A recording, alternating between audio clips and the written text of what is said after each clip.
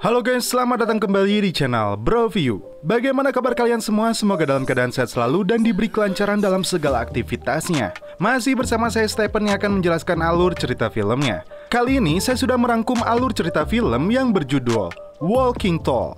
Walking Tall adalah film Hollywood bergenre action yang dirilis pada tanggal 2 April tahun 2004. Film ini dibintangi oleh Dwayne Johnson. Dan film ini mengisahkan tentang Chris Vaughan atau Dwayne Johnson, seorang pensiunan tentara yang pulang kampung. Dia melihat banyak perubahan yang terjadi di kota kecil itu, dan tingkat kriminalitas menjadi sangat tinggi terjadi di kota itu. Seperti apakah kisahnya? Langsung saja, sebelum masuk ke ceritanya seperti biasa siapkan apa? Ya tentunya kopi dan Woodbray untuk menemani kalian dalam menonton alur cerita film ini. Dan sekarang kita masuk intro.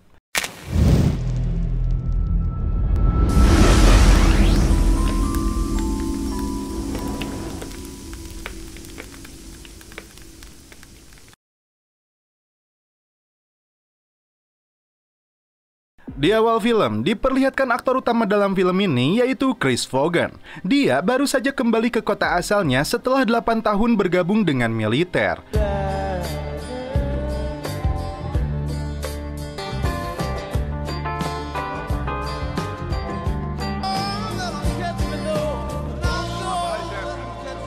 Saat dalam perjalanan pulang, dia melihat seorang wanita yang baru saja melakukan transaksi narkoboy.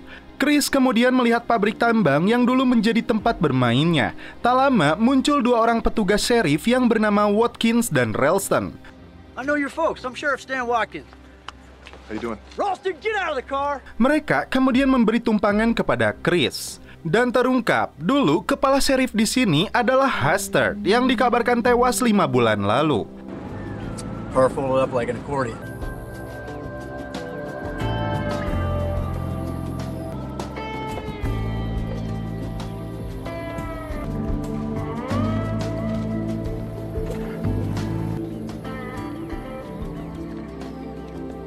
Setibanya di rumah, Chris disambut kakaknya yaitu Michelle yang berprofesi sebagai petugas keamanan swasta termasuk kedua orang tuanya. How you doing? Hey Dad, welcome back. Chris juga mempunyai seorang keponakan bernama Pete. You know, Pop still got your gun locked up in the garage. Sorry, Pete. Whatever. I'm out of here, Mom. Hey, be back by 10.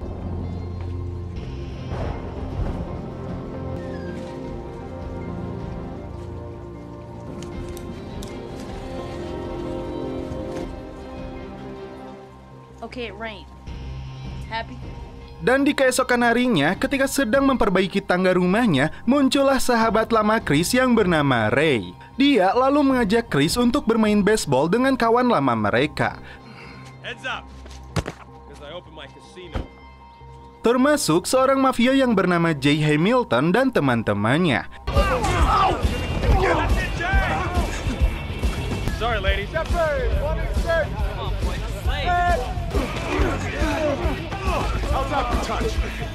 Ketika sedang asyik bermain baseball, muncullah keponakannya Pete yang terlihat asyik menghisap ganja dengan teman sebayanya. You almost caught it. Be strong, be strong.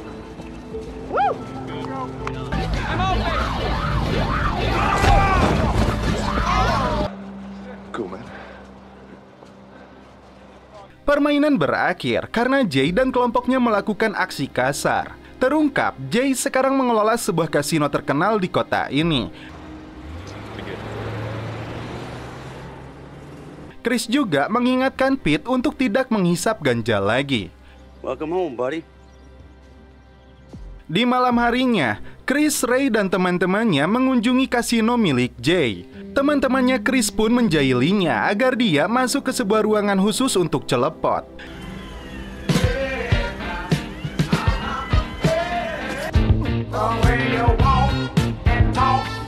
Yang membuat Chris terkejut, wanita itu adalah Danny, teman lamanya juga. Chris kemudian datang ke meja judi. Dia dipaksa temannya untuk membuat taruhan. Namun Chris melihat kecurangan yang dilakukan oleh si petugas meja judi. Dengan sebuah tombol, dadu itu selalu berhenti di angka 7.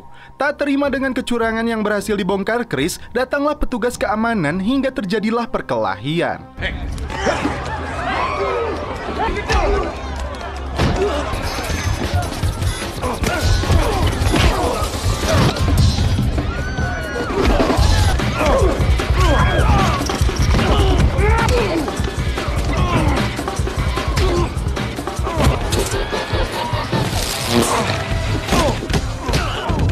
Dalam kondisi pingsan, Chris dibawa oleh si Jabrik. Dia bahkan merampas kalung prajurit pasukan khusus milik Chris, dan yang lebih mengerikan, dia mencabik-cabik perut Chris hingga dia dibuang di tepi jalan dan hampir tewas.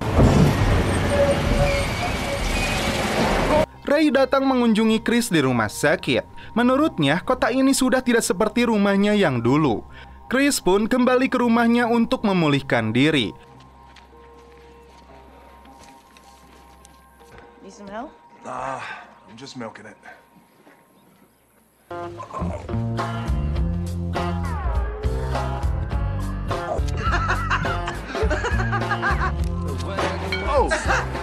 Dan Ray selalu datang untuk menemaninya.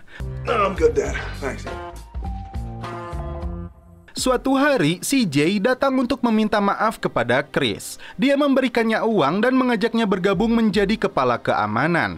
Namun Chris tidak berminat dengan semua penawarannya dan tetap akan melaporkannya kepada sheriff. Chris kemudian pergi ke kantor sheriff untuk melaporkan kejadian yang menimpanya. Bukannya membantu, si Watkins malah mengatakan dia telah menutup kasusnya karena kasino itu telah menjadi tumpuan ekonomi untuk warga kota ini. Chris sangat kecewa dengan jawaban si Watkins dan berjanji tidak akan membiarkan hal ini.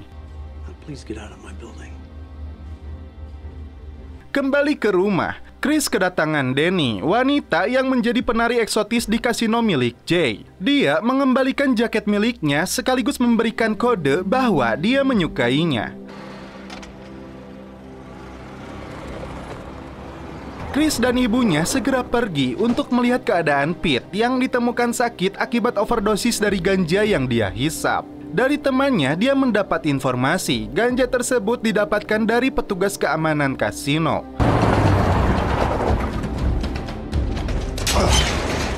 Oh no, Chris, not like this. Amarah Chris kembali memuncak. Berbekal shotgun, dia kembali mendatangi kasino. Namun ketika turun dari mobil, Chris akhirnya lebih memilih kayu untuk dia jadikan senjata. Dan sekarang kita lihat aksinya.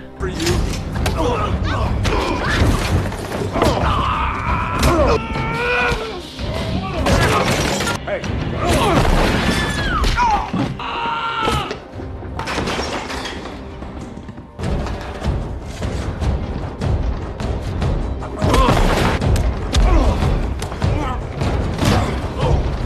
Dia berhasil menghajar si Jabrik yang telah melukainya dan mengambil kembali kalungnya.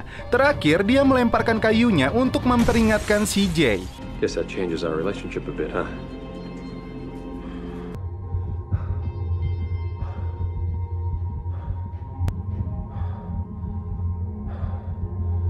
Tak lama, Chris ditangkap sheriff dan dimasukkan ke sel tahanan. Pengacara yang dikirim untuknya memberikan masukan agar dia mengaku bersalah dan dia akan mendapatkan hukuman selama 3 bulan. Dalam persidangan, semua saksi yang berada di kasino memberatkannya. So violent, so dangerous, so highly trained. Terungkap, dia telah menghajar 6 orang petugas keamanan dengan tangannya. Dan balok kayu itu menjadi alat buktinya. Both bones with a single shot. It's crazy. Dangerous person. Military trained? He seemed like a complete psychopath. Hingga akhirnya, Chris memutuskan untuk memecat pengacaranya dan melakukan pembelaan seorang diri. Yes, I do. Very well, Mr. Bond. Not guilty of anything. Except standing up for myself when the law wouldn't. I grew up in this town. People used to walk tall in this town. Chris ingin kota ini seperti dulu lagi. Dia dilahirkan di sini, namun apa yang terjadi sekarang di mana narkoboy dengan bebas diperjualbelikan kepada anak-anak itu merupakan kesalahan yang sangat fatal. Di hadapan juri pengadilan, dia membuka bajunya dan memperlihatkan bekas luka yang dia dapatkan karena kekerasan yang dia terima dari para penjahat kota ini. Chris berjanji jika dia dibebaskan, dia akan mencalonkan diri menjadi kepala sheriff dan akan membuat perubahan di kota ini menjadi lebih baik. Dan dewan juri akhirnya memutuskan bahwa Chris tidak bersalah. Semua pendukung Chris senang dan mendukung Chris untuk menjadi kepala sheriff kota ini. Dia pun mengambil kembali kayunya.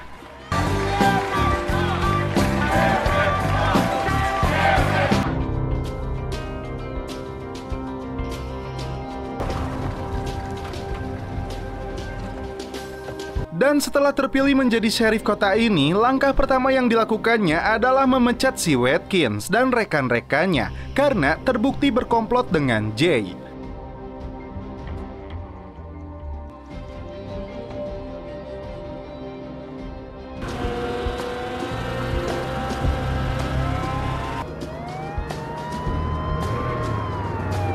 Chris kemudian memberhentikan Jay di tengah jalan. Selain memeriksa SIM dan STNK-nya, dia memberi peringatan untuk menghentikan bisnis narkoboynya.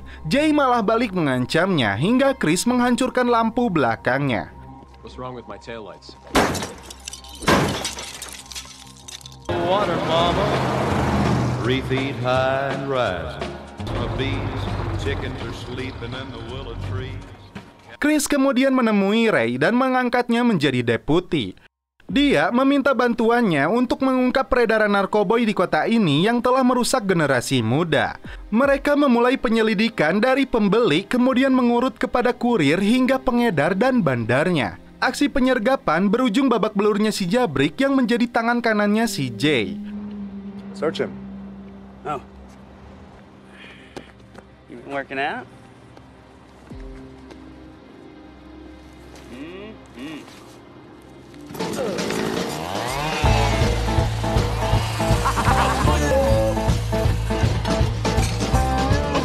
Dia tidak mau memberitahu di mana barang haram itu disimpan.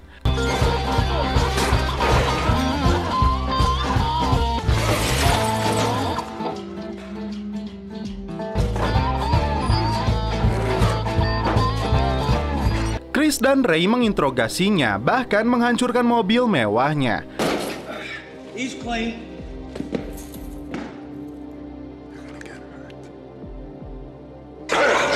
Chris sadar aksi perlawanan yang dia lakukan kepada komplotan Jay bisa berefek buruk kepada keluarganya. Untuk itu, dia meminta ayahnya untuk kembali memegang senjata demi keamanan mereka.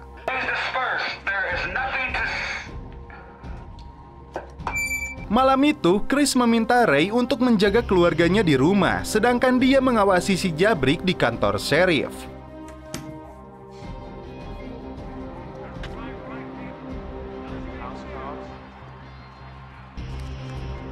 Tak lama, Danny datang membawakannya makanan. Dia pun sudah keluar dari pekerjaannya di kasino, dan mereka pun celepot. Di pagi harinya, keadaan tampak baik-baik saja, hingga terlihat Jay yang menelepon seseorang untuk melakukan aksinya sekarang.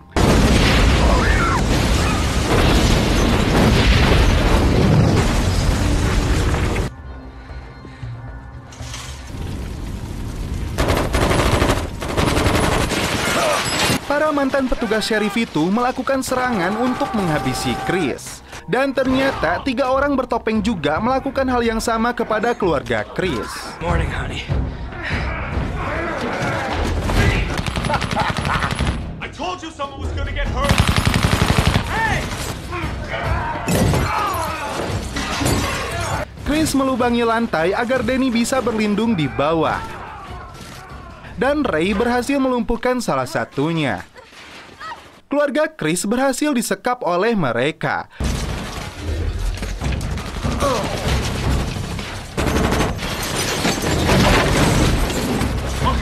Karena nyawanya ikut terancam, si Jabrik membeberkan fakta narkoboy itu diproduksi di pabrik bekas pertambangan. Dan Ray berhasil menghabisi lagi penjahat yang kedua. Dan si Jabrik akhirnya tewas oleh peluru kelompoknya sendiri. Dan Ray dengan penjahat terakhir terlibat adu tembak.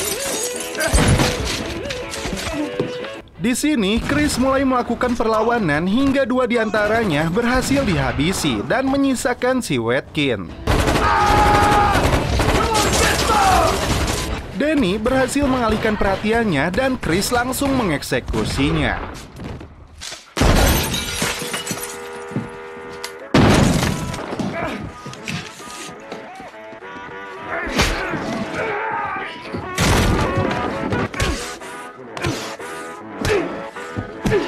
Ray akhirnya berhasil menghabisi mereka hingga salah satunya bangkit kembali menodongkan pistol. Dan untungnya ayah Chris menembaknya.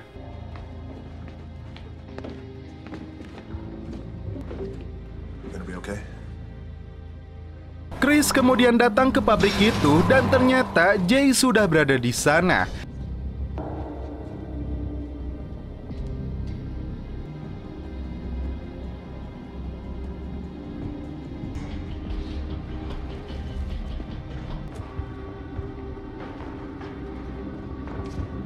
Remember when we used to play hide and seek up here?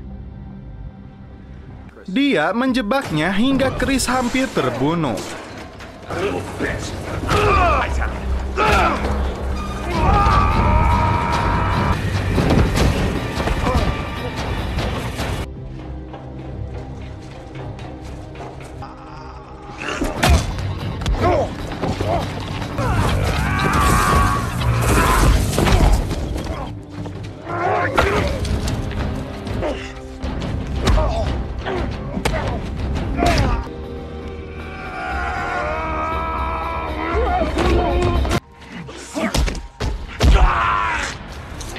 Hingga akhirnya Chris berhasil merobohkan dan menahannya. Di akhir cerita, kasino miliknya pun ditutup dan film pun berakhir. Oke guys, bagaimana menurut kalian alur cerita film dari Walking Tall ini? Saya melihat Dwayne Johnson muda berperan sebagai sheriff yang membersihkan kota. Kabarnya film ini diangkat dari kisah nyata. Jika demikian, alangkah baiknya jika setiap kota memiliki sheriff dan polisi top seperti ini. Karenanya, dengan singkat waktu, dia bisa memperbaiki kotanya yang sudah dikuasai oleh para mafia. Dan juga tidak lupa dengan slogan Broview, apapun filmnya, minumnya tetap Kopai. Madap aja badap. Oke guys, cukup sekian alur cerita film ini. Salam penutup seperti biasa dari kami. Mohon maaf bila ada kata-kata yang kurang berkenan di hati kalian. Mohon dimaafkan ya. Salam perfilman duniawi. Keep enjoy.